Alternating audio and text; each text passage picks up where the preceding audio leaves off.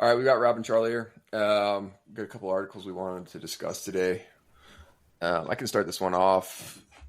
Rob and I were discussing, essentially all of the combat footage that's coming out of Ukraine, specifically as it relates to the drone warfare that's going on for both sides. It's obviously proliferated in a huge way, and kind of the first conflict where this has been used in mass.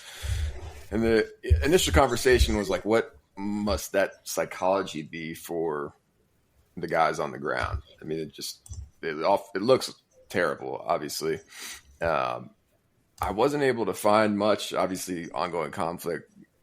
You don't have very many surveyors going out there and. Well, hang on a sec before you go into that. Let's just talk a little bit more about how terrifying it looks and how terrible it looks. Yeah.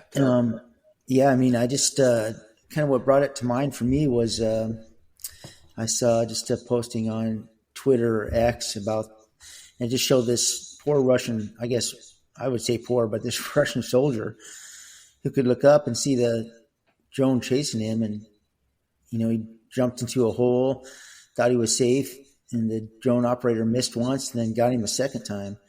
And it just seemed so, all war, of course, is terrifying, but there's something about this and the individualization of it and knowing that it's coming that just seems really psychologically on another level, or something that's, just psychologically.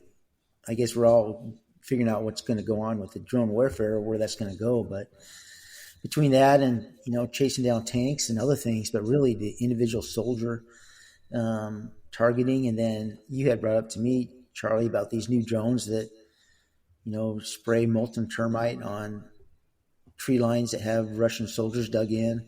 I'm sure stuff's going on the other side. For some reason, they only show the footage from Ukraine, but it just seems like these drones have brought a new level of terror to infantry.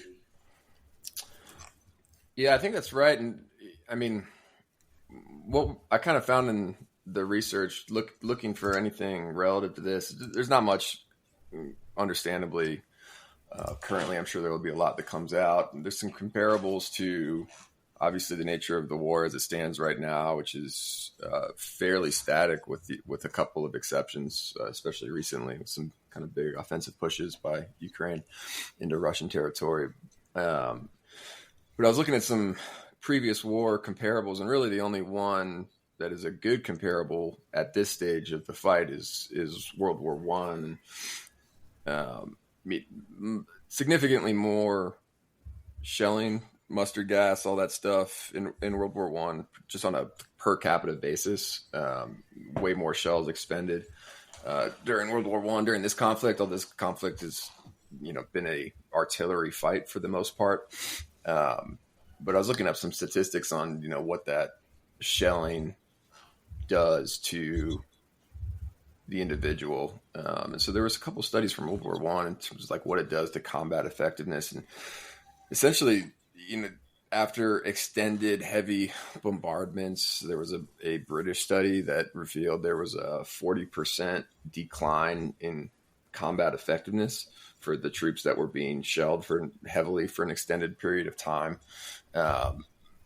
There's some other studies that, maybe a little bit less reliable, but generally like a 40 to 60% combat effectiveness decline for extended shelling. So it's kind of like not a great comparable, but these guys on either side of the trench line in Ukraine, they're getting shelled like crazy. It's different because they're not able to mass artillery like you could in World War One, because targeting so much more effective, partly due to drone for like counter battery strikes and stuff like that.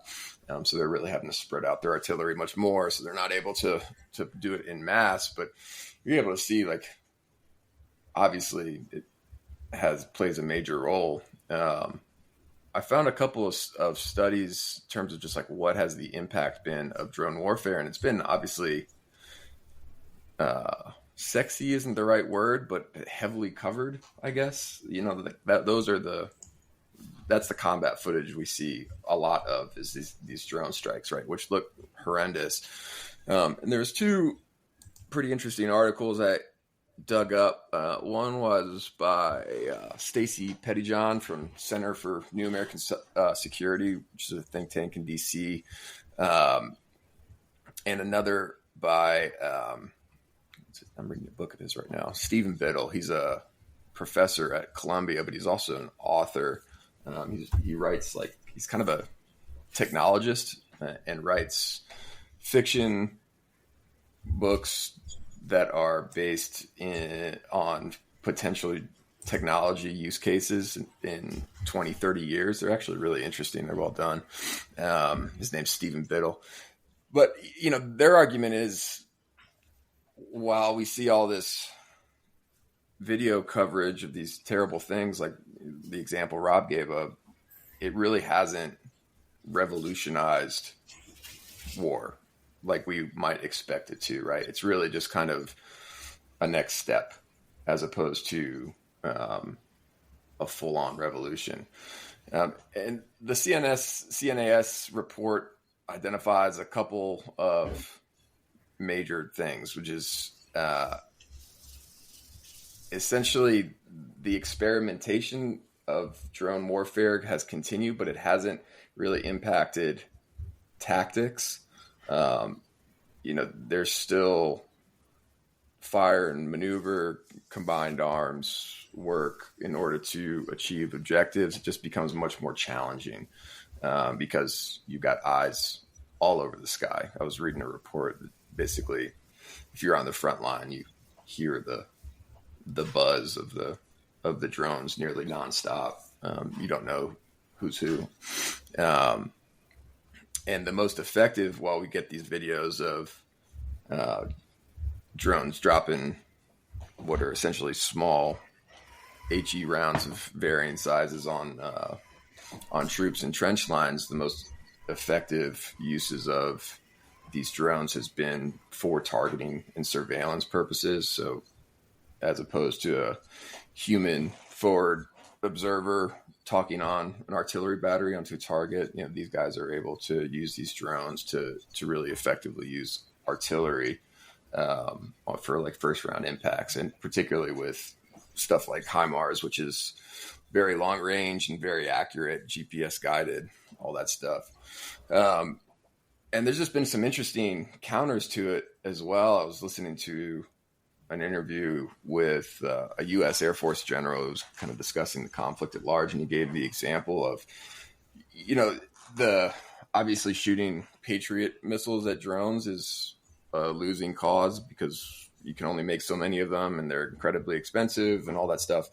And so the Ukrainians created a system they bought 600 cell phones, 600 microphones, like I'm talking into right now, commercially bought off the shelf, linked them up, tied them to a post, like a regular old fence post, 4x4 fence post, dug it into the ground, and created a network where they are able to hear the drones coming. They're able to determine speed and heading off of it, and they're able to knock down 95% of drone, like a masked drone attack on a civilian location in one of the cities with like AAA batteries. So think like World War II style AAA, not, no guided missiles, nothing super high techy. So it's just kind of interesting seeing this next step in what war might look like, but also these fairly simple counters that can degrade them or make them ineffective. Yeah, I just took a couple issues here. I guess one is the impact of these type of individualized targeting from the air on the horror of what is trench warfare. I know that I read somewhere a long time ago that of the millions who were killed in World War I, a huge percentage were just buried alive by inaccurate artillery. or just artillery in general, and it would kick up a bunch of dirt and they'd be in their trench. They just get buried alive. It just sounded so terrifying. It was such a meat grinder, and I know there's some of that going on there in Ukraine. But these individual targeting and drones, I think that what you bring up is right. What we see is that kind of impact, or on the video, but the bigger result or consequence is this forward targeting that you're talking about, or some of the long range attacks. I saw that this week. Ukraine allegedly hit a huge ammo depot in interior Russia with a drone strike. So they're able to get these things over the border and have again really targeted hits with them on, I guess, relatively soft targets. So that's it is just interesting how it has changed and how really creative, if that's the right word, or resourceful Ukraine has been in terms of reacting to the Russian aggression in terms of drones and the way they found to fight. There's a couple other things that are going on in Ukraine that I've kind of paid attention to, and one is the potential allowing by the U.S. for Ukraine to use long-range U.S. missiles to strike deep inside interior Russia. And there was a story I've got in read this week from Pravda Report where Putin warns against this. And kind of, I saw another headline where it seems there's lots of red lines that are getting crossed in Russia, and there hasn't been a response yet. I just can't imagine that Putin is. He must be feeling the pressure from internal Russia for, actually having opposing forces on Russian soil right now with the Ukrainian excursion into, actual Russia, the offensive they've done there, and now these long strikes, hitting targets in Russia from Ukraine. So it just seems like there's some pressure on him. There must be some pressure from that perspective. But also this threat of long-range U.S. Or NATO weapons used by Ukraine to attack Russia. I think my understanding is that all the internal attacks, or most of them that have happened from Ukraine hitting internal Russia, have been via drones or Ukraine's own missile systems or weapon systems, or special ops troops or whatever. But my understanding is that the concern is that, and based on this article in Pravda, is that Putin has said that if Ukraine uses a NATO or U.S. weapon to strike deep inside of Russia, that the Ukraine couldn't have done that on its own, and therefore it could be considered an act of war by NATO or U.S. on Russia because we supplied the weapons. And of course, that raises a whole nother level of stuff. I know last week the U.S. and Russian Polish foreign minister met and discussed this, and the Polish foreign minister, when he was asked about this specific idea of whether, I guess what Putin is saying about long-range weapons, NATO long-range weapons, and what red line that might cross for Russia, his response was that Russia is committing war crimes against Ukraine because they're targeting civilian headquarters, and Ukraine has a right to protect itself against that type of action in long-range missiles. As I understand it, is what he said is part of that self-defense on Ukraine's side. So he was, if I understand correctly, was saying that at least from the official Polish position, they're not against Ukraine necessarily using long-range NATO or U.S. Weapons to strike Russia. But then I saw a press release or another Polish legislator or someone in the government elected who is totally against it on the Polish side. In other words, there's at least some people in Poland, there might be a bigger group who are really concerned about this, that they might be in Russians' eyes, and Poland would be the first one to get attacked if Russia wanted to go ahead and take the next level up. Anyway, it's just could be a scary time, I guess, for sure. And then you and I, Charlie, I can't remember if I was talking last week about the number of casualties, 620,000 on the Ukrainian side so far. And I saw another headline where it's really impacting, just the loss of these men is really impacting the population growth in Ukraine. I didn't get to read the entire story, but I know that was a big issue post World War One, when generations of British and French and German soldiers, young men, were lost on both sides, and it really impacted those countries for years. So slowly, this burn in Ukraine is just kind of adding up in concern, at least in my mind. What do you think about that overall, Charlie? Do you have that same kind of concern? Yeah, of course. I mean, you've got a country with quite a few nukes to it. I mean, that's the tap dance, right? That's the tap dance they've been playing since the very beginning. And the U.S. has really been the slower partner in terms of what weapon systems to give and how they can use them. Whereas compared to, I think, just about all of the NATO countries, they've been much more, I guess aggressive would be the right word, in terms of providing weapon systems, advanced weapon systems that have like a long range strike capability, and their thoughts on hitting targets within Russia. I think the Great Britain is giving them some long range missile capabilities that we're not willing to give them. So yeah, I mean, it's a tap dance for sure. I wouldn't want to be, it's obviously heavily politicized right now in the presidential campaign, but that's not an easy problem, you know.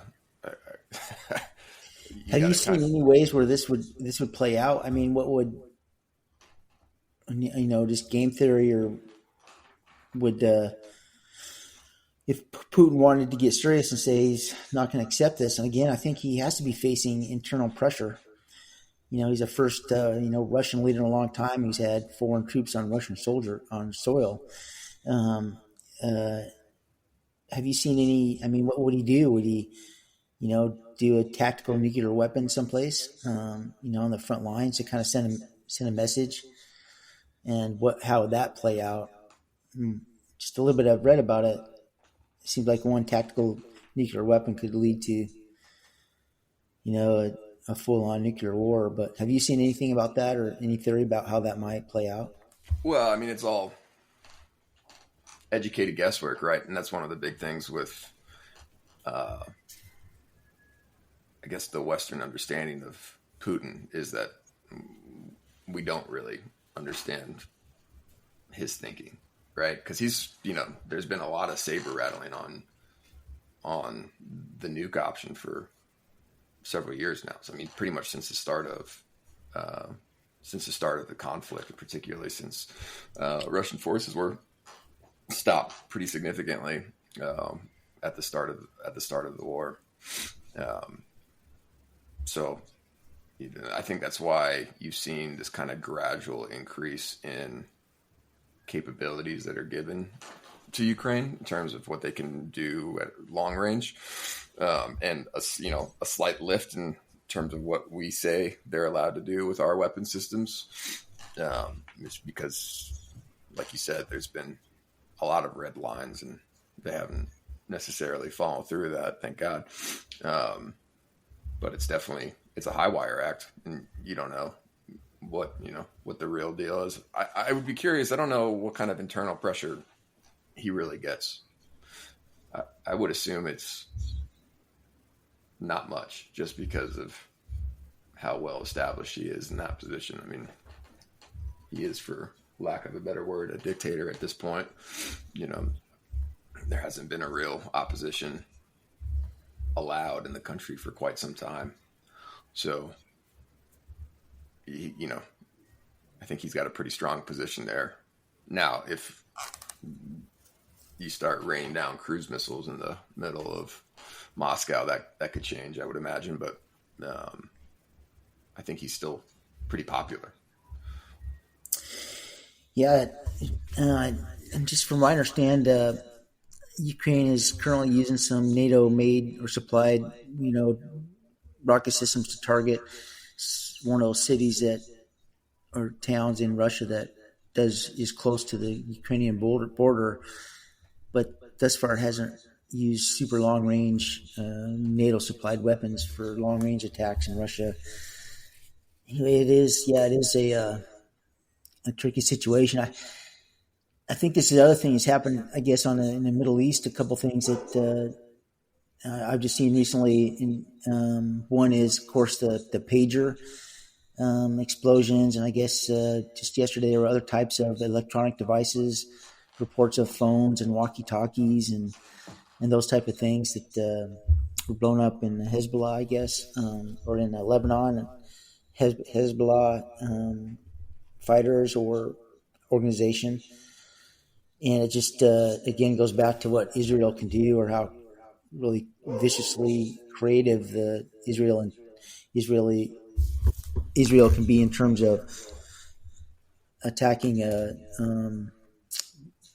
their opponents.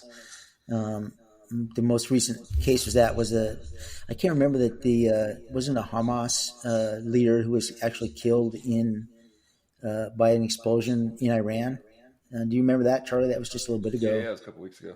Yeah, and they were like, "Oh my God, how did Mossad, figure that out and get that in Iran?" Go ahead.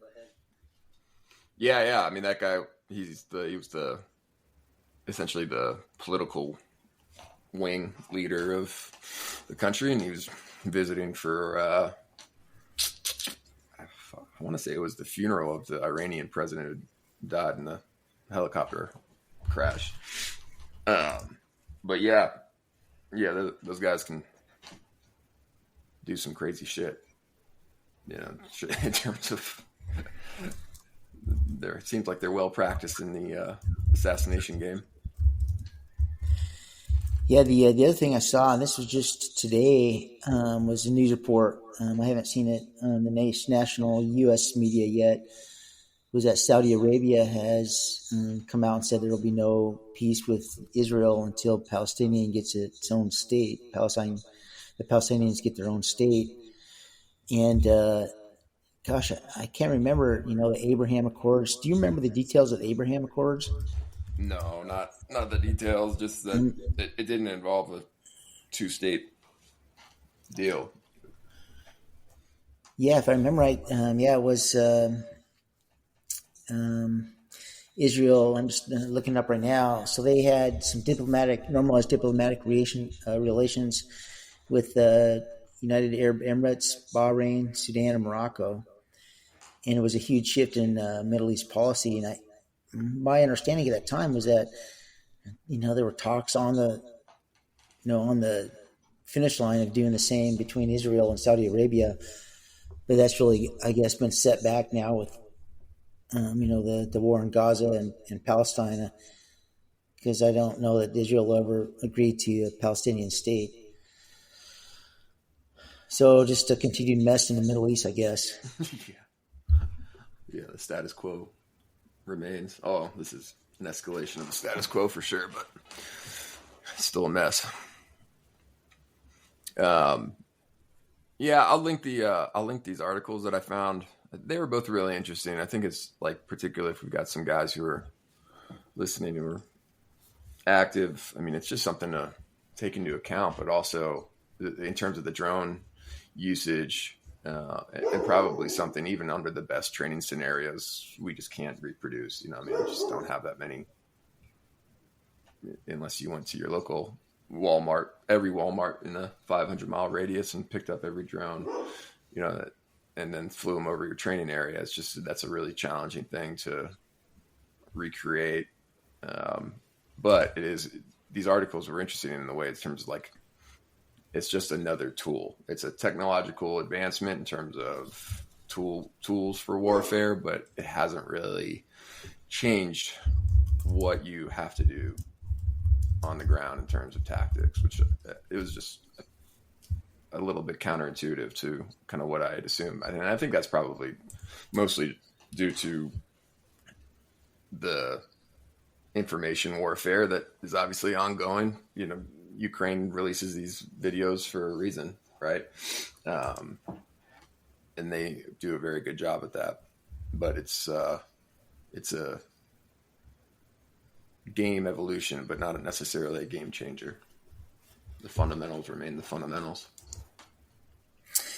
Yeah, maybe we just see the videos and just seems terrifying to soldiers on the ground, but um, because the technology and everything's evolving so fast, who knows how drones will be used in the future on, if they will, if there'll be electronic jamming or whatever that comes up and makes them not as effective.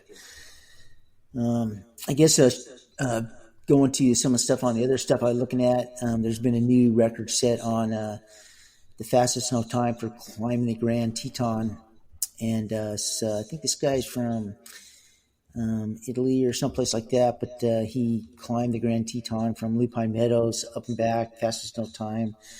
It's like 13 miles and 7,000 to 8,000 feet of vertical gain and loss. It's pretty incredible. He did it in 2 hours, 50 minutes, and 50 seconds. Holy shit, really? Yeah, and that's, the record stood for like 12 years. And so I've been up the Grand a couple times, both via the Owen Spalding route. And I imagine that's what this guy's took.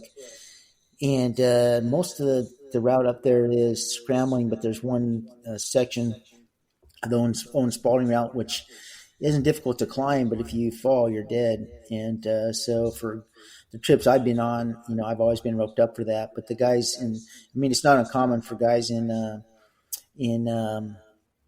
Jackson to, run up and down the Grand Teton, within 6 hours. And, that's easy for, the higher end athletes, especially those who are confident in making that one section. It's just one little tiny stretch, but again, if you fall, it's all over, and then you have to come back through it. But and it's not only the going up, which is incredible, but he's running down through boulder fields and stuff like that, which is the downhill running is actually more difficult technically than uphill running, especially at how fast this guy must have been moving.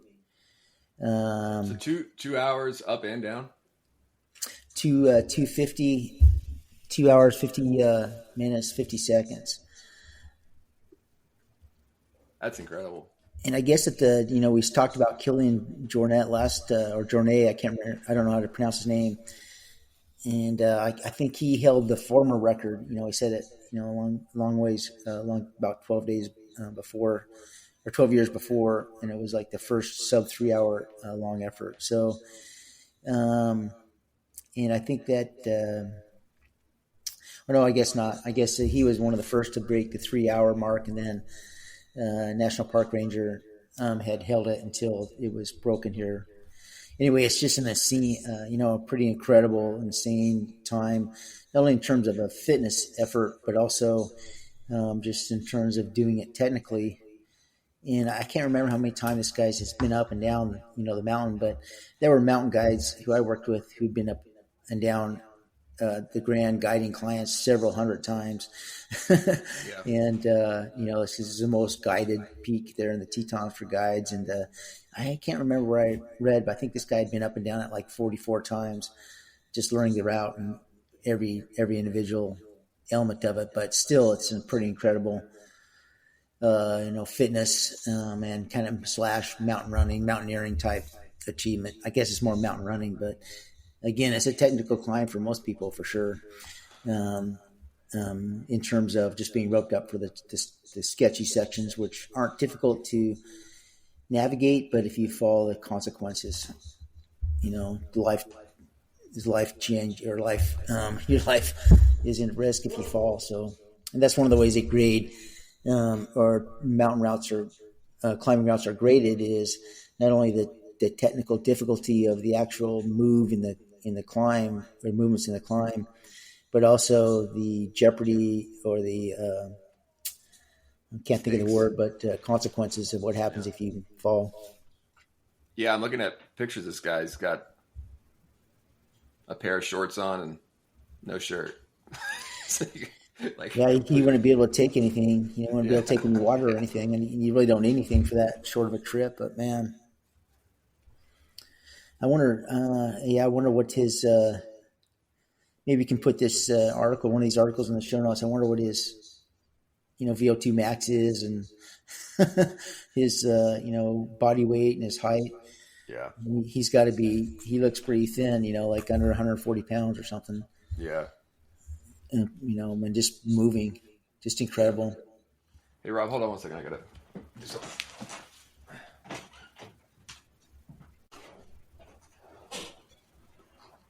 Yeah, that's an incredible speed. We did that when we lived there. I'll tell you, it didn't take us 2 hours. It took us a lot longer. Yeah, I went up with them, a couple, like some guides I trained, and I thought we were moving, but nothing like that. Yeah. We were carrying packs and stuff, and we ran most of the way down, but I still think it was 6 or 8 hours or something, if not longer. Yeah. Yeah. Another article that kind of caught my mind, it's in a red, is an award in Boise to a coffee shop owner who, like in 2020, in the middle of COVID and the George Floyd controversy, had put up a thin blue line flag or something in her coffee shop, and I think the Boise. I think, if I understand correctly, her coffee shop was on the campus of Boise State, and the students lobbied the Boise State student government or the university, and she was either lost business or shut down, and she was just recently awarded $4 million in a lawsuit over this. And what is interesting about this is and I remember talking to many of the athletes who use MTI's programming from the law enforcement side about that time or during that time and how difficult it was to be a law enforcement officer because of the Black Lives Matter, George Floyd, all those issues that were going on, and then the defund the police movement and everything else. And I know that there's some results of that were a lot less interest in law enforcement careers, still incredible recruiting issues across the nation to find people to become law enforcement officers. That's part of the fallout from those times. But it seems that this is the second story that this negative perception of the police has turned a little bit, and maybe there'll be some building back. Although I know there was something happened last week, I think, with the football player that came up. Anyway, I don't know if it's getting easier. Maybe we get some feedback from some of the law enforcement officers who listen to this in terms of how they're being treated by the public on the ground, and if any of that has abated from those intense times, back in 2000, 2001, for the good cops on the beat. Any thoughts about that at all? Yeah, I mean, that's an incredibly challenging job. I've got a bunch of buddies here in Missoula, Montana, who are law enforcement officers, and Missoula is, in the city itself, is pretty crunchy city, you could say, and it has a long history, kind of being left leaning, and those guys just seem to, I don't want to put anybody's stuff out there, but a couple instances of guys who were law enforcement officers here who got into some sort of scuffle and really feeling like rightfully so, and then really feeling like the city just didn't have their back at all. And, I mean, that's got to be so challenging, just from, if you're making a career of it, just not knowing if your city has your back or not, like the city government or whatever the town government is. I mean, that's tough, right? That's something like only law enforcement personnel are familiar with. What's so interesting is it does affect the public. I know that I remember at that time reading reports and seeing some statistics since then. Nothing I could put my finger on right now in terms of article, but I don't think it'd be difficult to find or statistics that as a result of those times and some of those issues that happened then, there was a natural reaction, or I don't know if it's natural, but anyway, reaction for many of the law enforcement officers and patrol guys who were on duty to kind of pull back on arrests, and that had led to increased crime in certain places. So not only because of the defund the police and everything, but just a pulling back on just being more aggressive in terms of patrol work. And Yeah, I think that was Seattle. did you see that in Seattle? It may have Yeah, happened it was in a other couple, a places. couple years ago, right? Where it was, I think it was, I don't know if it was union backed or something like that, but they had that whole deal with some folks taking over a square block of the town, and they just guys just weren't willing to go out on a limb to take care of that stuff because all the same reasons we're just talking about.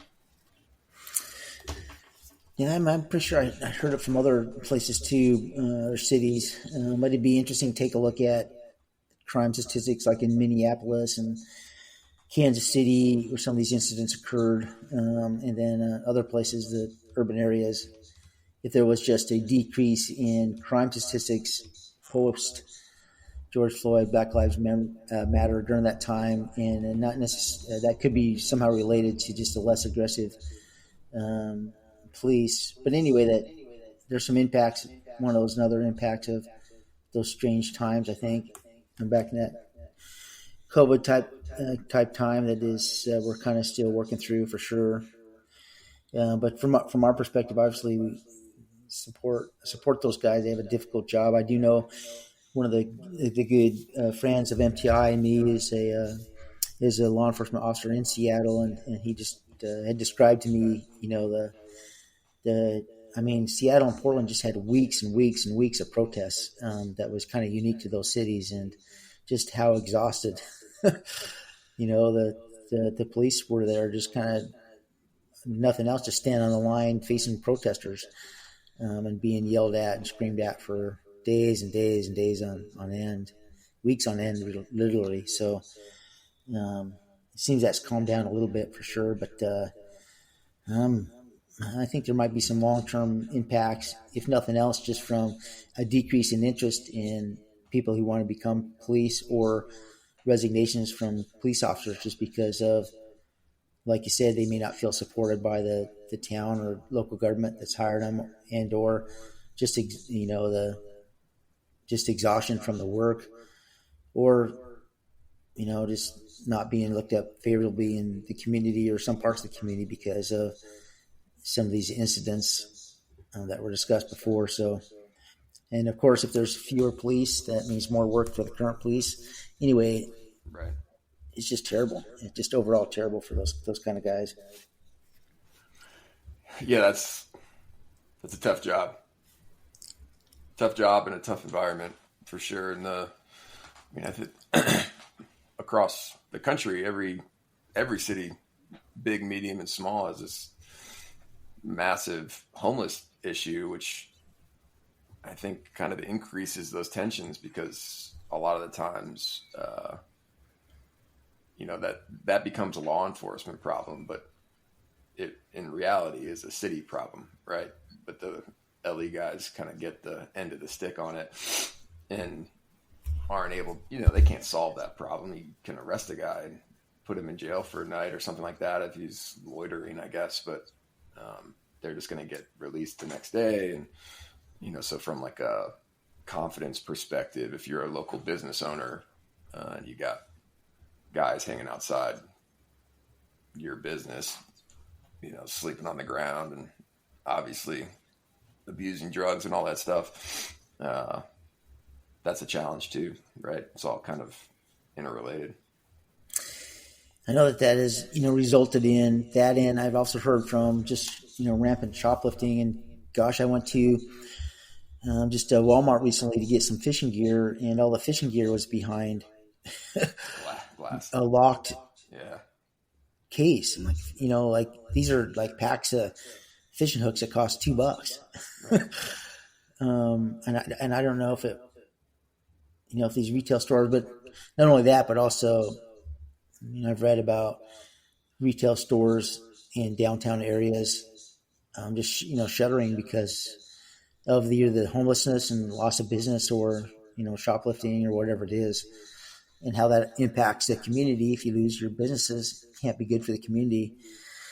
Anyway, I think the country is working through all these issues. It'll be interesting to see how that changes in the future. But one of the interesting things I've talked about over the years is how law enforcement patrol officers are always deployed. Whereas there is some mental break for military where they kind of know when they're going to be deployed, and then they have to get ready mentally and technically and physically, for deployment where it's really dangerous. But when they're back stateside in garrison or in garrison, at a bigger base overseas, they don't need to necessarily be as worried about getting, shot every day. But every interaction that can happen with a police officer can end up in violence. And I just read all the time. There's a website called the Officer Down Memorial Page, and it's filled with they keep track of the line of duty deaths of police officers around the country. And it's amazing how many of them just occur, for domestic calls. Domestic calls seems to result in a lot of violence and interactions and wounded or killed police officers. And then also just, pulling over vehicles, which is really common, where something gets out of hand and either there's an interaction with the police officer where there's a shot or something with the person who pulls over, or they just get struck by another vehicle. Anyway, that type of, you can, as a patrol police officer or even detective, 20, 25, 30-year career, it's like being deployed every day. If you let your guard down, most things aren't, most days nothing happens, but you just that one time. And talk about the burden of constant fitness for those guys who can never, ever really afford to be out of condition. And the military side, at least you want to stay in condition in garrison for big army, for the fitness demands you have in garrison with runs or PFTs or whatever. But on the law enforcement side, a lot of the units don't really have high jeopardy PFTs, and they don't get time on duty to train. They don't get facilities to train. And I was just working this morning on our daily law enforcement patrol detective program extreme for October, and cutting down the session length to 45 minutes, just to react to the just the job and busy demands. I had a law enforcement officer reach out for some programming a while ago and asked how he could train and get his sessions in on a it's 24 on, 72 off schedule. So things are just tricky for these tactical athletes for sure. And anyway, I hope it gets better for him. It just seemed pretty these last few years, especially, just a really, really in tough spot for those guys. Yep, absolutely. I guess the final thing I kind of want to talk about is there was a gear type review story in Outside Magazine on recovery sandals. And have you ever owned a pair of like recovery sandals and really soft sandals or slides, Charlie? No, but I remember you wearing them all the time in Jackson. They look super funny. They do look funny, but they are so nice. And so I just want to point this out. For years I've worn the Hoka recovery slides, and they're only like $50, and I think get knockoffs are cheaper than that. But if you don't have a pair, man, I recommend anybody get them, and I wear them everywhere. I've trained in them, I've run in them. When I go on fly on airline, I'll put my socks and wear them, and all my family be embarrassed of me because I'm wearing sandals with socks. but they are they're just really incredible. So if you don't have a pair of recovery slides out there, I'd recommend you get them because they're just pretty amazing What's footwear. what's the science behind them? What makes those recovery sandals? That's marketing, I think. Hoka, came on and really disrupted the footwear industry, the running footwear industry, because prior to that, the movement had been towards really Barefoot flat, style stuff. no zero drop shoes, thin soles, Vibrams, barefoot running. And Hoka came in there with these uh, running shoes that were just incredibly padded, like more than anybody had done before.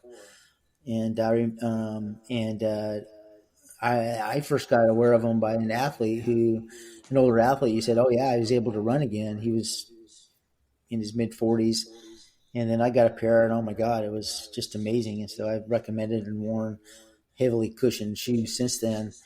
And these Hoka slides, or these recovery slides, are just like even softer versions of that. I know that I have a really flat foot, and at least the Hoka slides have a good arch in them, and yeah, they're pretty amazing. So for everybody out there who doesn't who hasn't tried them and never been curious, I'd recommend you try some of them. And we got an article listened in a Rhett, just outside, does a review of some of the major ones out there. But again, lots of companies are doing them, and then now just about every major footwear company, in reaction to Hoka, has developed a line, if not gone exclusively to heavily cushioned running shoes. I don't know if you've noticed that, but I've seen them from North Face, definitely Adidas. Yeah. I imagine Nike's doing the same. Yeah, they all got their chunky shoe and they all got their flat shoe. I mean, when I was doing my couple of ultras, I ran them in Hokas, and I don't think I could have done it otherwise, because I mean, it certainly helped with just joint pain stuff. But I mean, boy, I don't know. There's obviously like different levels of thickness to those things, depending on the model you use. But it's just like a woman wearing a high heel. You take a step wrong and crunch your ankle pretty good, which I certainly did a couple of times. Not enjoyable, that I wouldn't have done otherwise in a kind of flatter shoe. Yeah, I've never had any feet problem though, so I don't know if I need some recovery slides. Not yet. Well, you're getting older, Charlie. Yeah. Everything else is going fast, so that won't be far behind. That's about all I got. Covered international politics and domestic law enforcement and recovery slides. Yep. Cool. Well, I'll get all these articles linked into the show notes, and if people want to peruse them. All right. Thanks, Rob. All right.